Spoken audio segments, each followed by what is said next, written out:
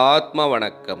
ஆத்மபிதா சுவாமி சிவானந்த பரமஹம்சர் அவர்கள் அருளிய ஜீவராசிகளின் உருவ வேறுபாடுகளும் அவற்றின் உண்மையும் சிறப்பும். சுவாமி, இதுவரை சொன்னதெல்லாம் உண்மைதான். எனினும் உலகத்தில் அநேக பிரகிருதி, அதாவது உருவ வித்தியாசங்கள் காணப்படுகின்றன.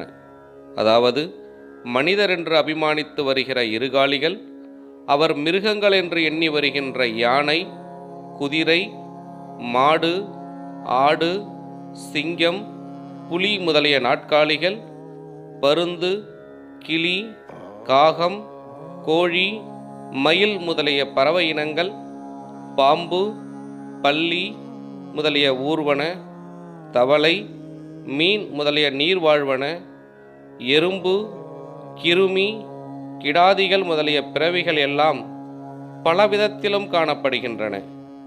இவற்றிற்கெல்லாம் சிருஷ்டி ஒரே விதம் என்று கற்பித்தீர்கள் அல்லவா? நானா விதத்தில் காணப்படுகின்ற இவற்றிற்கெல்லாம் எப்படியாகும் சிருஷ்டி ஒரே விதம் என்று சொல்லுவது? அதை விரிவாக சொல்ல வேண்டுமாய் கேட்டுக்கொள்கிறேன்.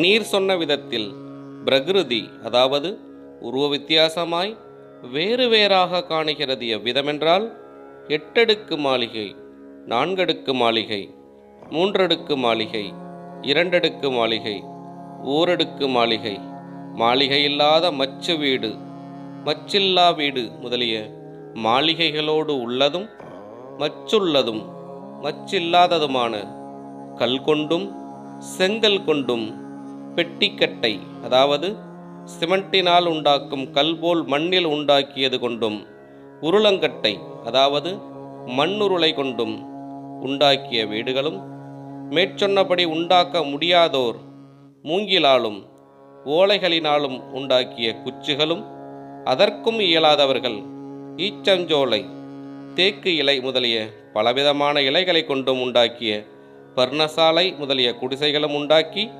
அவற்றினுள்ளே வசிக்கிறார்கள். இப்படி வசித்து வருகிறவர்கள் எல்லாம் யாராகும் என்று சொல்ல வேண்டியது? மனிதர் என்றாகும். இவ்விதமே 8 அடுக்கு, 4 அடுக்கு முதலான மாளிகைகள் முதல் இலைகளினாலும் மற்றும் மறைத்து கட்டியுள்ளதான குடிசைகள் வரை உள்ளது. நாம் பல ஜீவிகள் என்று அபிமானித்து வருகின்ற நாம் முதல் சர்வ ஜீவிகளுக்கும் இருப்பதற்குள்ள கூடுகளாகின்ற இந்த உருவம் பிரகிருதி, வித்தியாசமாய் காணப்படுகின்ற சரீரம் என்று அபிமானித்து வருகின்ற ஜடங்களாகும். இப்படி பிரகிருதி, அதாவது உருவ வித்தியாசமாகிய கூடுகளில் இருக்கின்றது என்னவாகும்? ஜீவனாகும். ஜீவன் எத்தனை உண்டு? ஜீவன் ஒன்று மட்டும். அப்பொழுது இவற்றை உருவ வித்தியாசத்தால் வேறுபடுத்தி உயர்ந்தது என்றும் தாழ்ந்தது என்றும் சொல்லக்கூடுமோ? சொல்லக்கூடாது. ஜீவராசிகளின் உருவ வேறுபாடுகளும் அவற்றின் உண்மையும் சிறப்பும் தொடரும். ஆத்ம வணக்கம்.